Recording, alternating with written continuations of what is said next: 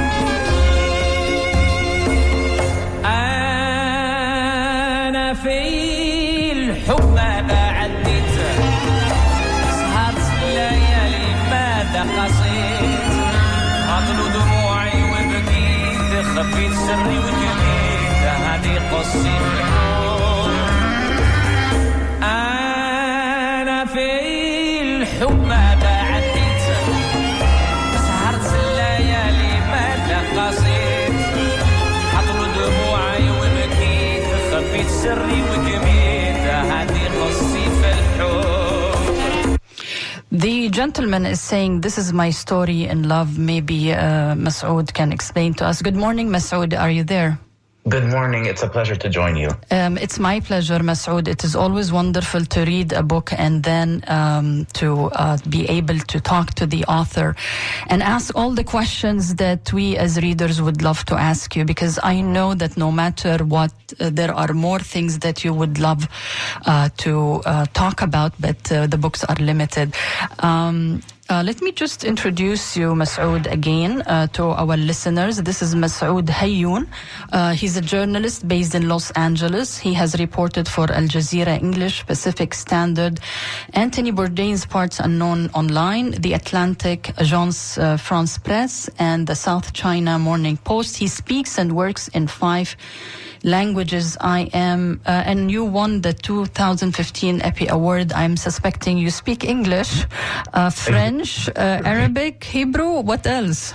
None of those languages fluently, I'm going to be honest. Not a single one. Okay. Just a shakshuka of all of the above, basically. But you do know salam, shalom, peace, stuff like that.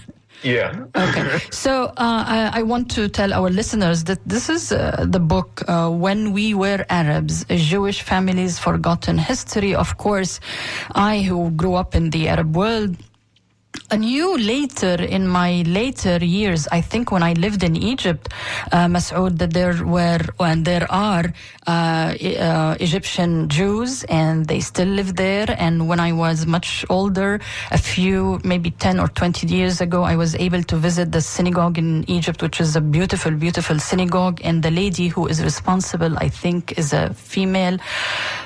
But I want to ask you, Massoud, why did you write this book? We are used in the West to know that, Arabs are only Muslims, and there is a small persecuted minority of Christians. And there was some period of time Jews, but the Arabs kicked them out. So why did you write this book? For so many reasons. It became impressed upon me and my grandmother, who is like a co-author on this book. First, I should say that my grandmother raised me sort of as a mother to me. Mm-hmm. And it was really the 2014 offensive on Gaza, on the Palestinian people, that impressed upon us the need to say these things that we had felt for some time publicly. So there are some people who kind of responded to this book before reading it, thinking that it was just an exploration of a novel kind of group of people who you don't often hear about, and how interesting and curious it is that there are people who sit at the nexus of both Arabness and Judaism. That's not what it is. Honestly, for me to claim Arabness in the way that other people would have liked to have seen me do it, in the way where I say we had a belly dancer at my bar mitzvah, we listened to Arabic music, we on occasion prayed Jewish prayers to the tune of songs from the classic era of Egyptian cinema. That kind of stuff is not really significant to me so much as the political prescience of identifying or being in solidarity with people who the world expects me to be hateful toward.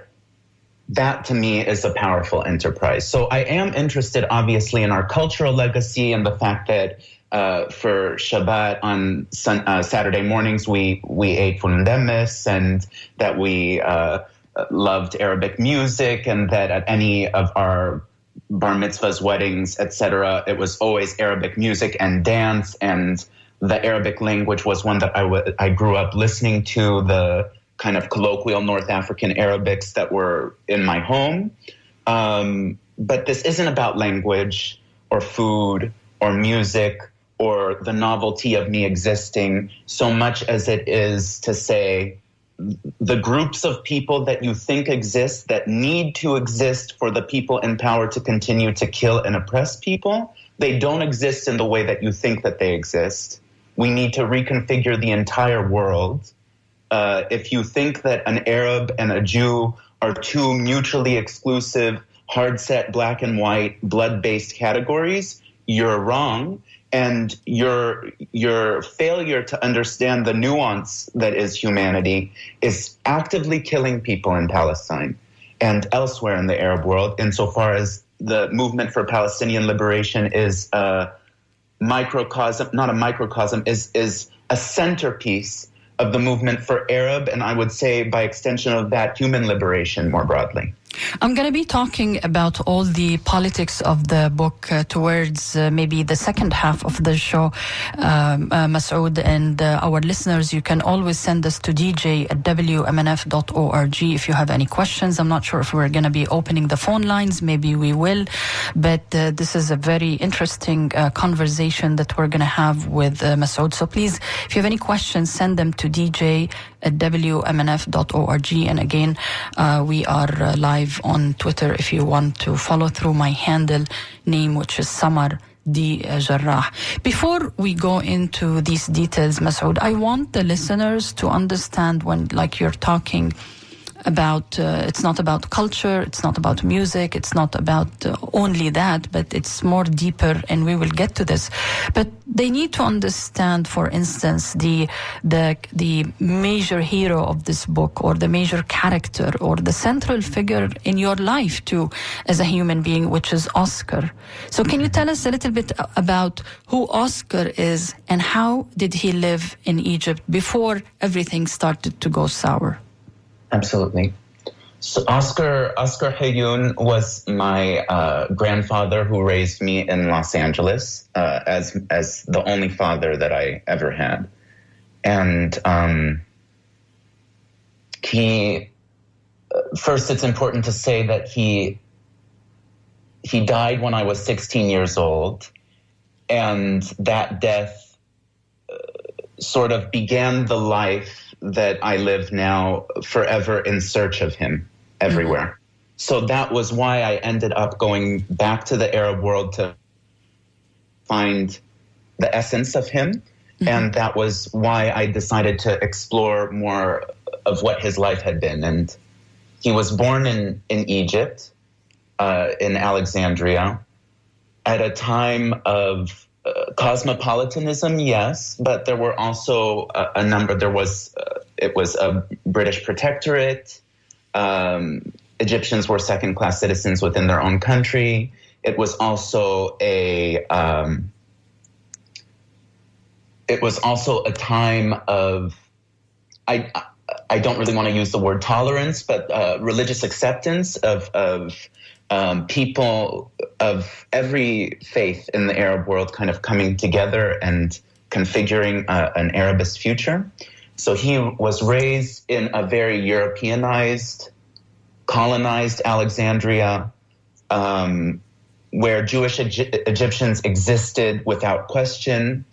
There were a great many Jewish Egyptians who were very prominent in government, in music, in film, who were very patriotic for the cause of Egyptian and, by extension of that, Arab liberation at the time, particularly among the more socialist elements of that society that he lived in.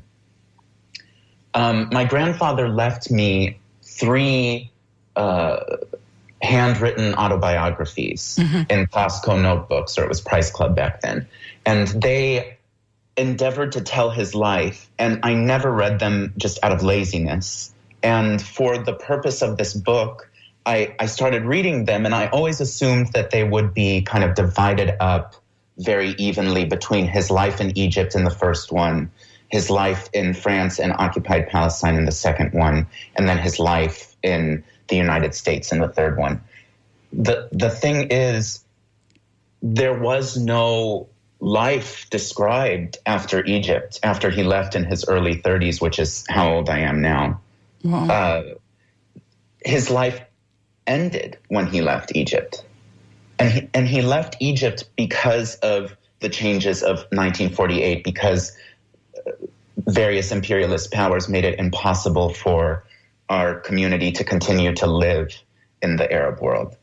So that's to say that my grandfather continued to live in Egypt and in Alexandria of the mind until he died in his 80s in Los Angeles, and I was raised in that home. I was raised in a home that fed itself on recollections of what that Egypt and that Arab world, because my grandfather was partially of Moroccan origin. There were a lot of people from all over the Arab world and even the southern Mediterranean and Britain, of course, who were living in Egypt at the time. Our home was a kind of an Egypt of the mind. And I'll continue to live in that Egypt of the mind, mourning him after his death. If you're just joining us, this is True Talk on WMNF 88.5 FM, and I'm talking to Massoud Hayoun, who is the author of When We Were Arabs, A Jewish Family's Forgotten History, a fascinating book that I encourage you to read it.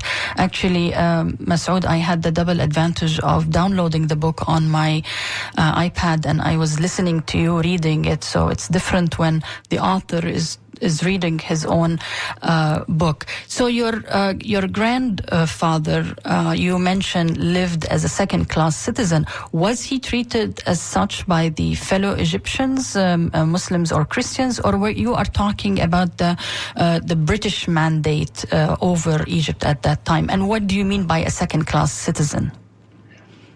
I mean that he was a second-class citizen in the sense that all indigenous peoples under colonialism in the Arab world were treated as second-class citizens with regards to the European intruders. Okay, so we just want to make clear that it wasn't like the Egyptian Muslims, for instance, will shun them and not invite them to their homes or any of that. It was the whole mandate system.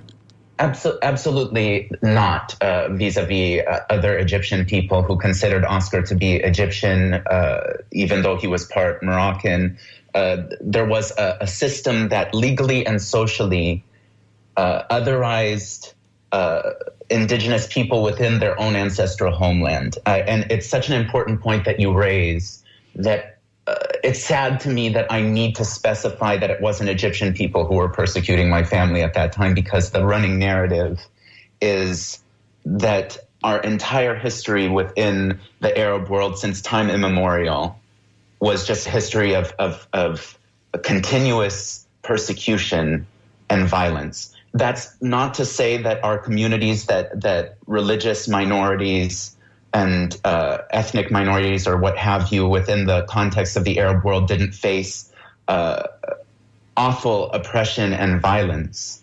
It's to say that that is a particular historical narrative that's pushed by people who want to continue to assail the Arab world, and that a more nuanced picture of the history of the Arab world shows that that's short-sighted, because really every single group within the Arab world, to include many Muslims, to include any kind of political dissidents, had problems with accountable government, as was the case in the West in different ways. And yet somehow at the onset of colonialism in our world, the West seemed to posit itself as a kind of beacon of progressivism and support to minorities, ethnic minorities, religious minorities, and to women. One of the inspiring kind of icons for this book was Nawal el-Saadawi from Egypt, the Egyptian feminist, who in her preface to The Hidden Face of Eve, which is an important Arab feminist treatise, says, even though this book is being translated into English, I want you, and she's writing to, in particular, Western feminists, not believe that this is an excuse for you to intervene in our world or to further a Western colonial footprint in our world. For me, writing about our people in the English language, because I can't write about our people in the Arab language, and that is to say the Arab peoples, it was a dangerous thing to do, because there are so many people who want to weaponize any experience my family had with discrimination or violence against my people, against the Arab peoples. I have to put my foot down, and I appreciate the opportunity on this show to say ours was not a history of constant sorrow and discrimination and violence. We were there at the beginning of people beginning to identify as Arab. I continue in my identification with an Arab cultural and ethnic and historical legacy to be a part of the building of the defense of and the liberation of the Arab peoples. That's important to know. So I want to know, Massoud, and again to our listeners, this is True Talk on WMNF 88.5 FM. We're talking to Massoud Hayoun. He's the author of the wonderful book, When We Were Arabs, A Jewish Family's Forgotten History. So are there like concrete steps that the British took in Egypt where they divorce the Jewish Arab from the rest of the Arabs or from the homeland where your grandfather had to leave? Yeah, go ahead. Can you give me examples of what concrete steps they took? Really, there was at the time in the Arab world of the beginning of the latest European intrusion that affected my grandparents' generation. It was a French school system that was popular across the Arab world called the Alliance Israélite schools that began to teach students in their schools that they were not part of their home societies, that they were not part of their indigenous communities, but that they were part of a Jewish nation that existed transnationally. And this idea of a Jewish nation that existed transnationally was not one that was intuitive to the generations that came before my grandparents. That French school system existed in Egypt at a time when France and Britain were both jockeying for power before the British formalized their protectorate over Egypt. Then after the British took power in Egypt, the French school system was still heavily entrenched and began to re-Arabize de-Arabized populations, if that makes sense. It's a bit confusing. So Arabize, Massoud, Arabize, for instance, Egyptian Muslims, but not Jewish Egyptians? No, it's such a kind of convoluted imperialist machination that I should begin again. Okay. This was a Jewish school system set up by the French colonial power before the British formalized their mandate over Egypt, and it existed across the Arab world. The original purpose of this school system was to de-Arabize the elites in Jewish Arab communities and let that de-Arabization trickle down. Okay. So at a time when France had anticipated that they would be colonizing Egypt, not the British, they de-Arabized the Jewish Egyptian communities. They reversed that policy around the time of my grandfather's generation to Arabize them. And there are specific specific curricula, specific documents saying we want to reintegrate into mainstream, that is to say, non-Jewish Arab society, these Jewish Egyptian communities. And the very clear, kind of very thinly veiled purpose behind re-Arabizing them only within the Egyptian British-dominated context was to promote that the Jewish Egyptians join movements together with Muslim and Christian Egyptians to throw off an Egyptian protectorate so that France could swoop in and further its footprint in the Arab world. And this had a lasting effect on how both Oscar and Daida were. Daida being my grandmother. Daida was part of a community that was effectively de-Arabized. My grandmother spoke a colloquial Tunisian Arabic, but didn't know how to write it, didn't know how to read in Arabic, identified less with she watched a lot of Arabic movies, but always identified more with France being the center of civilization. And then Oscar, where it was a policy of the colonial school systems to re-Arabize, was fluent in Arabic, on his spare time would translate books from Arabic to English for me to read them from the library. These were things that seemed like natural parts of their personality when I was growing up, but that were actually decided for us by people across the Mediterranean in Paris and London. Yes. So the Egypt ended up under the British. Yes. So what happened to your grandfather towards the last years of hers living in Egypt? My grandfather ended up volunteering for the British war effort. At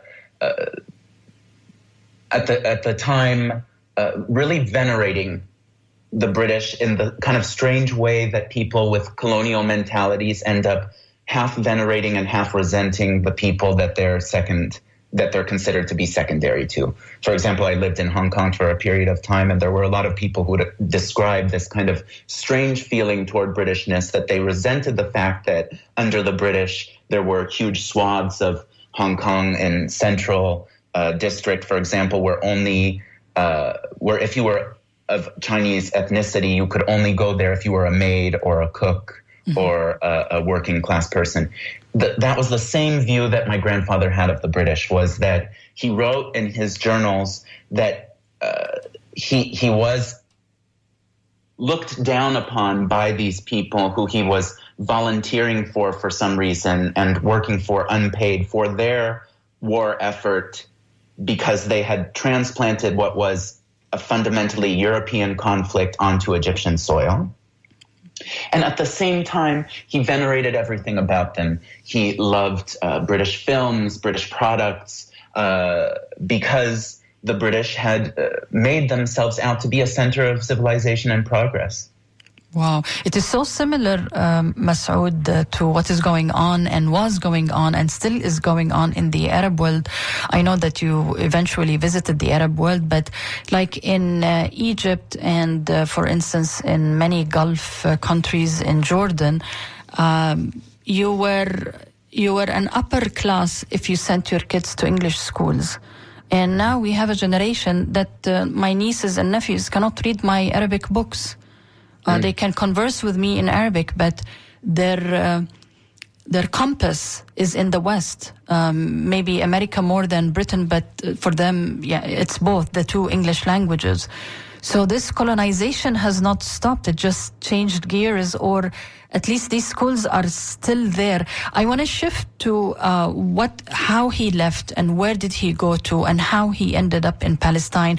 And maybe what you can do is read an excerpt about him when he went to Palestine and found out he is dealing with stolen goods and lands. Mm-hmm. Would you like me to read that? Yeah. I have. Yes. Sure. So he left Egypt to France or to Palestine? It was the case that at the time that my family left around 1950, that you weren't allowed to go directly from Egypt to occupied Palestine, but that you could go through France. Okay. And there were kind of operatives who helped our family transition from a camp in southern France to Haifa. Okay. Can you read them? Yeah. Yes. The Hayouns were living in a tent city, that is in occupied Palestine, about an hour and a half south of Haifa by bus, in a place called Bir Yaakov. They ate rationed food and awaited relocation to more permanent dwellings. Imagine me having nothing to do after a busy life in Egypt. It was not a life in this place, Oscar wrote. I used to roam around the villages in the company of a younger boy looking for citrus groves, picking sweet lemons and oranges. All the groves were owned by Arabs who had fled. These were ghost towns pillaged and still unsettled by the invaders. The Palestinians who had grown those fruits either slaughtered or made homeless before their harvest. So your father couldn't stay in occupied Palestine? He found no place for himself in the context of this society that had been envisioned as a kind of a European bastion in the East on the ash heap of Palestinian civilization. So what did he think of Zionism? Did he talk to you about it, or did he write about it in his memoirs or the papers that he left you? Zionism as an ideology, my grandfather didn't really seem to...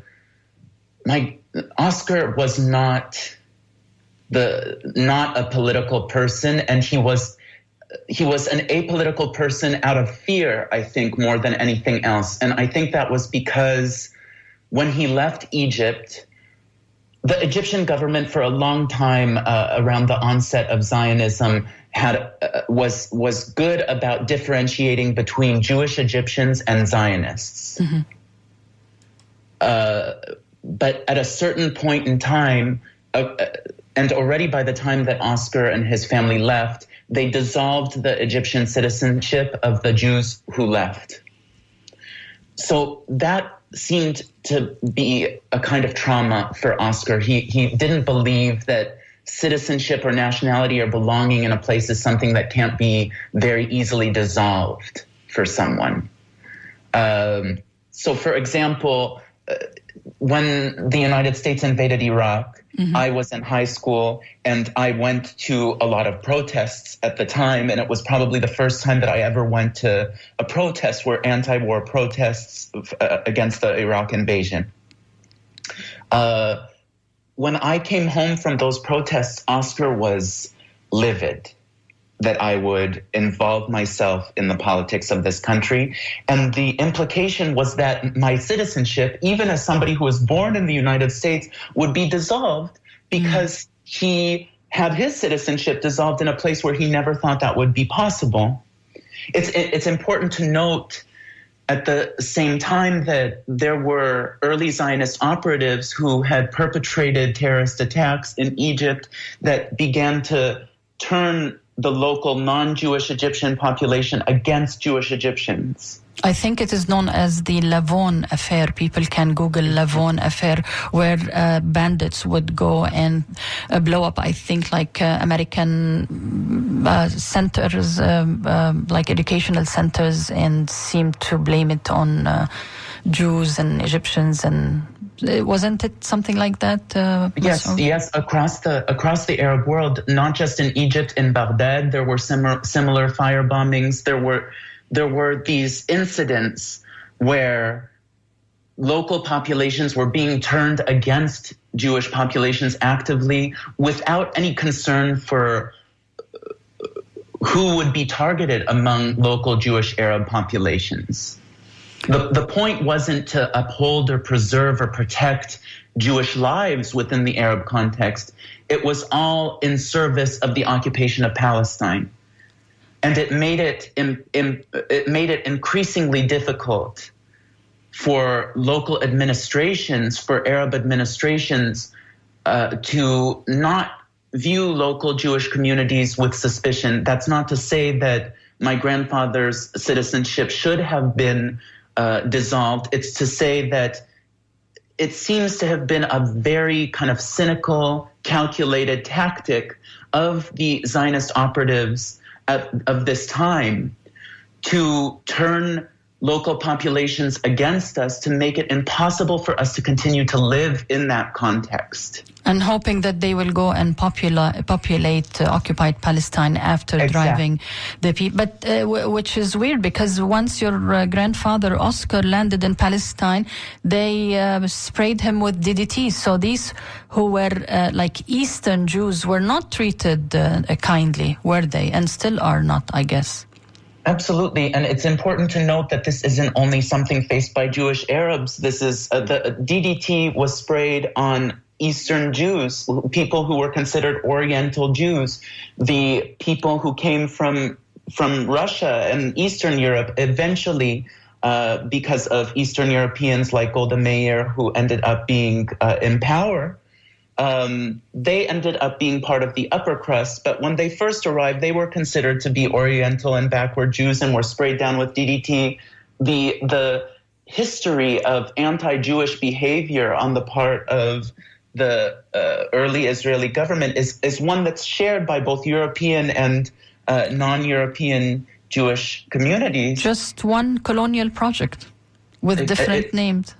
Exactly. The important point of this book, that one of the things that I had hoped to do with this book was to show that even though the Zionist movement was one that was slightly different from the French colonial and British colonial movement, in that it showed the local Jewish communities that occupied Palestine would be the center of their future universes, as opposed to France and London. In practice, it was a continuation of that legacy, because it divorced us from our home communities.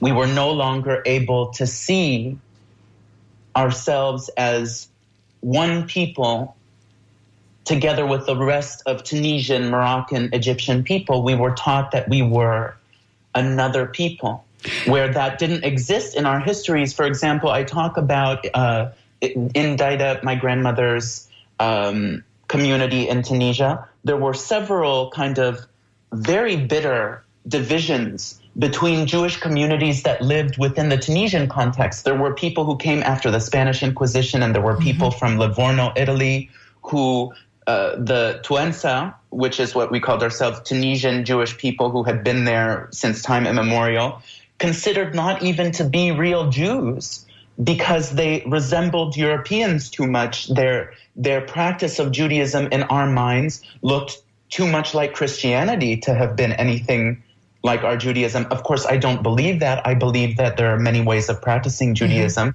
But it's to say that the idea that this European school system pushed of a transnational Jewish people that had always lived under oppression and that needed to return to an idea of biblical Canaan that exists in a spiritual and not really a physical realm for us, was not one that was intuitive or natural to Oscar and Daida and the people before their generations. It's one that needed to be taught to them over a series of generations, and that there were very specific policy documents, first in the French and British colonies, and then in the Zionist occupation, the European Zionist occupation of Palestine, that wanted them to slowly forget over time, over generations, that we had ever had any competing identity with our faith. Actually, Massoud, there is one French document that you mentioned. The name escapes me. Do you remember what it is? Maybe our listeners can Google it and see to what extent the French went into how much they played and created class and division among not only the Jewish people, but especially about the Jews of the Arab world. Do you remember the name of this? It escapes me in your book.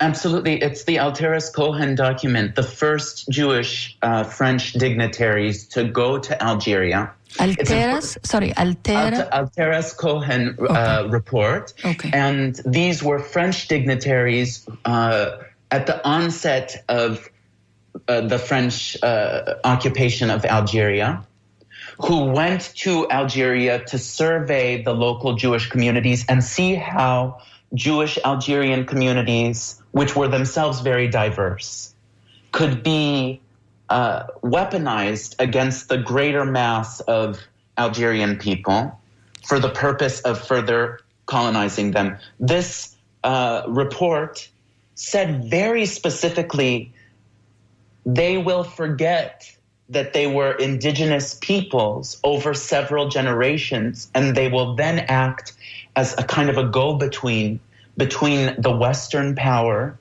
and the colonized indigenous Muslim populations. Wow. And then it extrapolated from that to say, we're looking at furthering our footprint in other Arab communities, in other Arab nations throughout the Arab world. And there are other important Jewish Arab communities there as well. They mentioned specifically Egypt, that they're looking at colonizing Egypt and that they could weaponize the very influential Jewish Egyptian communities in Alexandria, Cairo, Mansoura, to take over those communities. In Baghdad, they're looking at enlarging their footprint by taking the Jewish community and weaponizing them. It's important to note that at this time in French history, the Jewish French communities had themselves just been emancipated. They had a still shaky, unstable status within France of not being secondary French citizens themselves. So these dignitaries were envisioning a stronger role for France through colonialism, saying that Jewish French people can serve their nation and by weaponizing Jewish Arab communities against their indigenous compatriots. Oh, God. It's a very cynical document. Yeah. It's a document that actually says a lot to me about how my family ended up, because the thing is, my grandfather tried to teach me Arabic. I've tried to be around other Arab American people. But let's face it, a lot of the Arabness that existed in my grandparents' generation doesn't exist for me. It couldn't exist for me. Wow.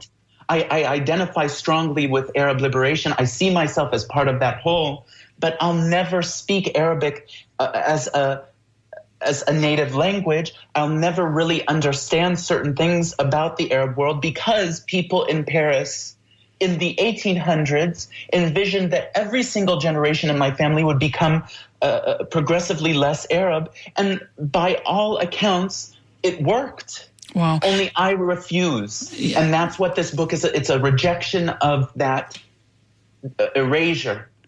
I hope the new generation in the Arab world would listen to you and read it and understand that living in the Arab world and not being able to read a book in Arabic is a disaster. Astounding. Yeah. It's colonized, and I think you mentioned that colonizing the brain. But I want just to remind our listener, Massoud, that this is True Talk on WMNF 88.5 FM, and I am talking to Massoud Hayoun, who's a journalist based in Los Angeles, and he is the author of the wonderful book When We Were Arabs, Jewish Families' Forgotten History. I encourage you to listen to it because Massoud reads it himself, and his pronunciation of singers and food and things that are Jewish is perfect.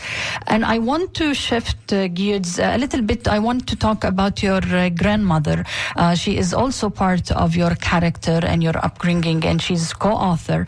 But let me just play this song by Louisa Tunsiya, Ya Urda or Ya Warda.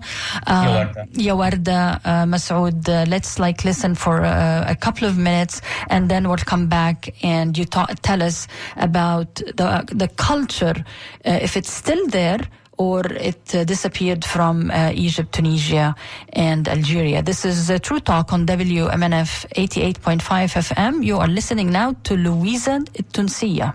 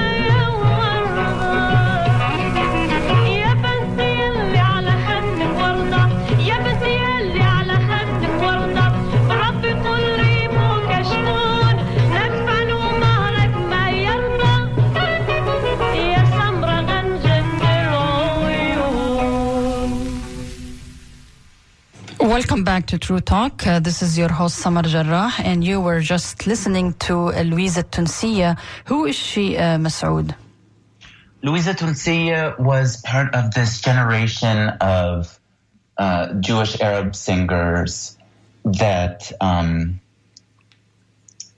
kind of Jewish people at the time, I guess, were free from some of the social mores of their Muslim compatriots and were better able to become cabaret singers. There's a kind of a phenomenon around the time of Louisa Tunsiya, just before my grandmother's generation and lasting until a little after it, of Jewish Tunisian women singing songs.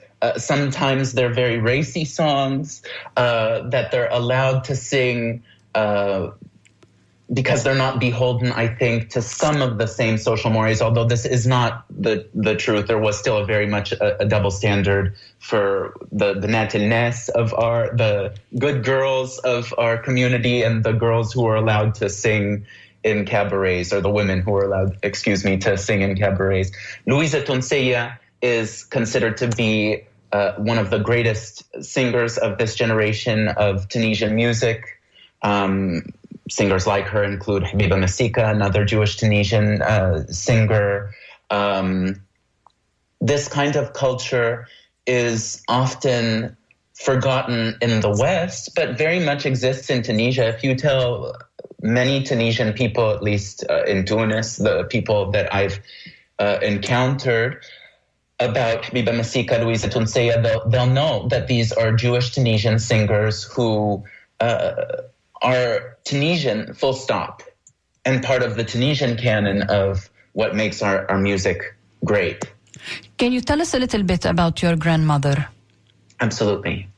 My grandmother Daida raised me in the United States, in Los Angeles, and she was originally from Tunis, from a family from a smaller coastal town called Mahdia in Tunisia.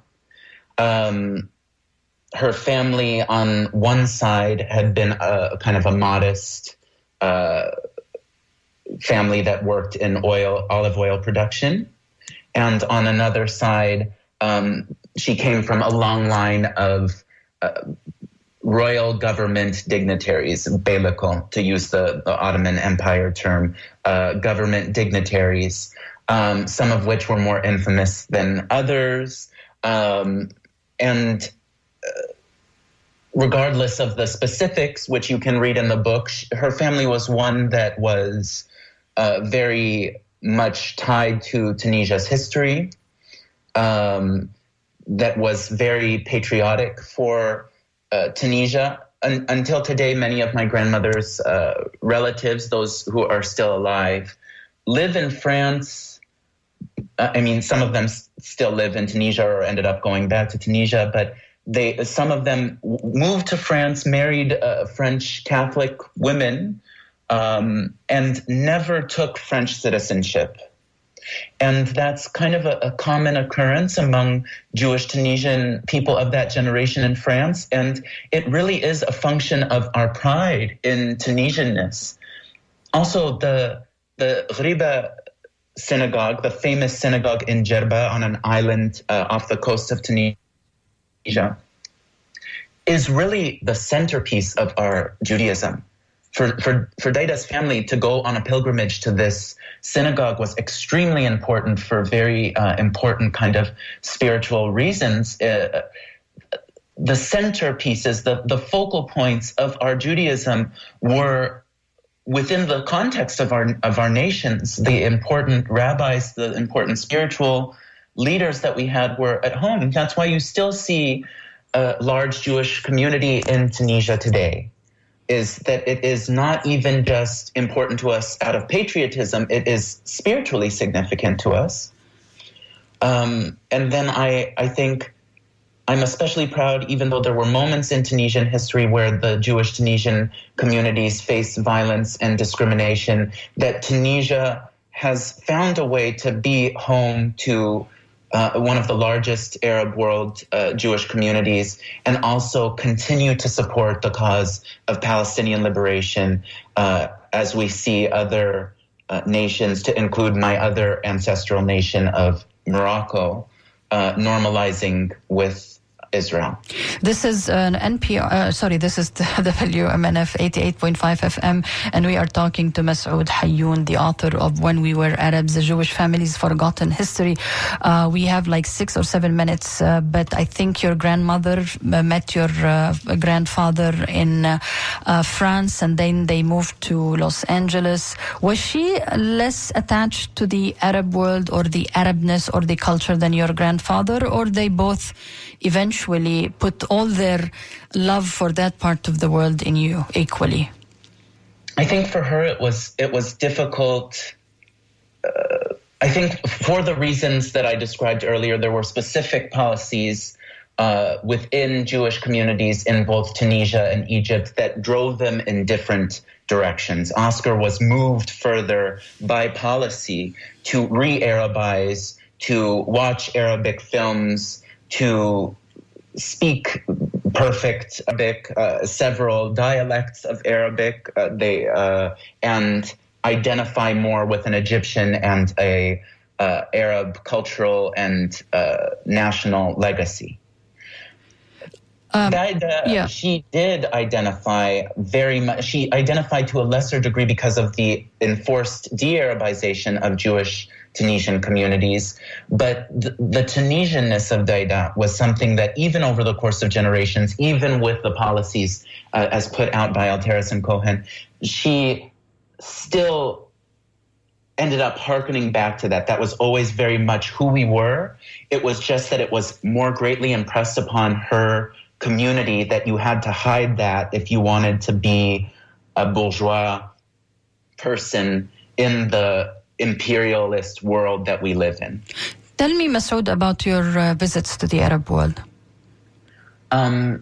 I was a reporter very briefly for, not very briefly, for several years for Al Jazeera America, and then when that closed, for Al Jazeera English. Really, it was just a job, to be honest with you. I was very happy for the opportunities that I had with Al Jazeera, and I'm very grateful to them. But because I worked for Al Jazeera, kind of ironically, my former colleagues have told me it wouldn't be safe for me to go back to Egypt at this point. I hope that that's not true. I would hope to go back to Egypt at some point, but I do think that it's ironic that a Jewish Arab guy would be kind of classed as an Islamist person because having worked for Al Jazeera. So that's ironic and a little bit funny. So I went to Egypt one time long before I worked for Al Jazeera and didn't appreciate it as much as I should have if I would have known that because I took a job with Al Jazeera, I wouldn't be able to go back as easily. So that was my one experience with Egypt. And because I had a very difficult time emotionally going there without Oscar, I didn't end up going to Alexandria or seeing his street or visiting the graves of my ancestors or any of that. I very much hope to do that in the near future. How about I went to Tunisia? Yeah, 1 minute and a half. Yeah. Oh, please. To Tunisia after my grandmother died. This book is about me kind of grappling with the death of my grandparents and how Arabness makes them immortal for me. So I went back to Tunisia after my grandmother died and found people who really looked like her family and who treated us like family in that tiny, magnificent, exceptional nation that's still struggling for government accountability. I want to thank you so much, Massoud Hayoun, the author of When We Were Arabs, a Jewish Family's Forgotten History, for being on True Talk. It was very nice of you to wake up. It's a great honor. To wake up this early in Los Angeles. Thank you, Massoud. Thank you, Ms. Jarrah. Thank you. So this ends our interview with Massoud. I hope you had enjoyed it. And I think on Twitter, for some reason, the people couldn't hear the conversation, but it is always on the archives of WMNF. You can go to WMNF.org, click on the schedule, and go to Friday and True Talk, and you will always find it there. Thank you so much for tuning in. Thank you for supporting WMNF, and thank you for supporting True Talk. I know next month. We're going to be fundraising again soon, inshallah.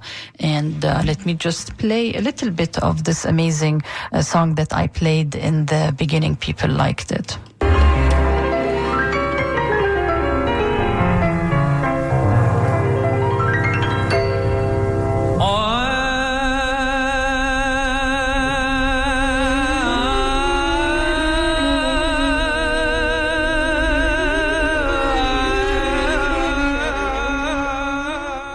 This is WMNF Tampa. Stay tuned for the scoop.